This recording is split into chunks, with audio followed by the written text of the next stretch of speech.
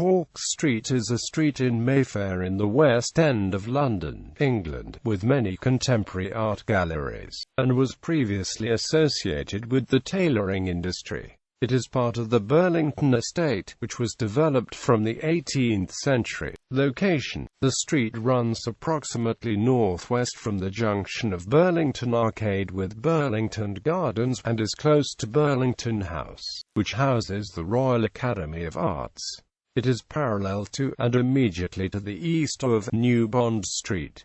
The nearest tube station is Green Park. History: Cork Street is part of the Burlington Estate, which was developed from the 18th century. The first Earl of Burlington was Richard Boyle, 2nd Earl of Cork. The street is named for that city. The street in particular, and the area in general, was associated with tailors. In particular, the leading Regency London tailors Schweitzer and Davidson were located in Cork Street. Beau Brummel, who introduced the flamboyant form of gentleman's fashion that became known as dandyism, patronized Schweitzer and Davidson in Cork Street. Savile Row, not far from Cork Street to the east, is now the street most associated with high-quality gentlemen's tailors today. Cork Street is today known in the art world for its many commercial art galleries. In the early 20th century, the street became associated with the art world. It is close to the Royal Academy on Piccadilly to the south, when he has an interest in the artistic nature of the street. As of 2012, there are 22 galleries in the street.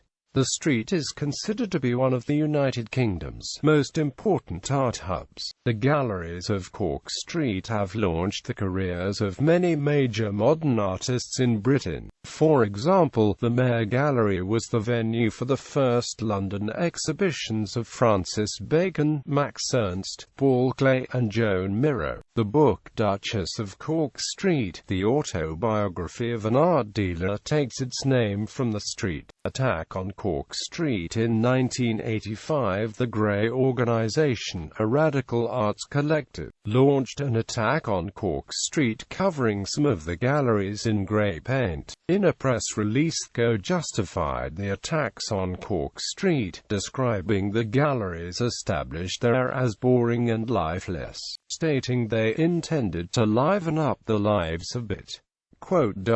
The attack took place on Tuesday, the 21st of May 1985, somewhere between midnight and 6 a.m. Members of the Grey Organisation were later arrested, released on bail and banned from central London, but when prosecuted at Wells Street Magistrates Court, pleaded not guilty and were released without charge. Development: as of 2012, 22 to 27 Cork Street may be demolished for a £90 million development by the British insurance company Standard Life and the London property development company Native Land on a site stretching to Old Burlington Street. There is a campaign to resist the development, which will directly affect 7 of the galleries in the street: Alpha Gallery, Adam Gallery at No. 24, Beaux-Arts London at No.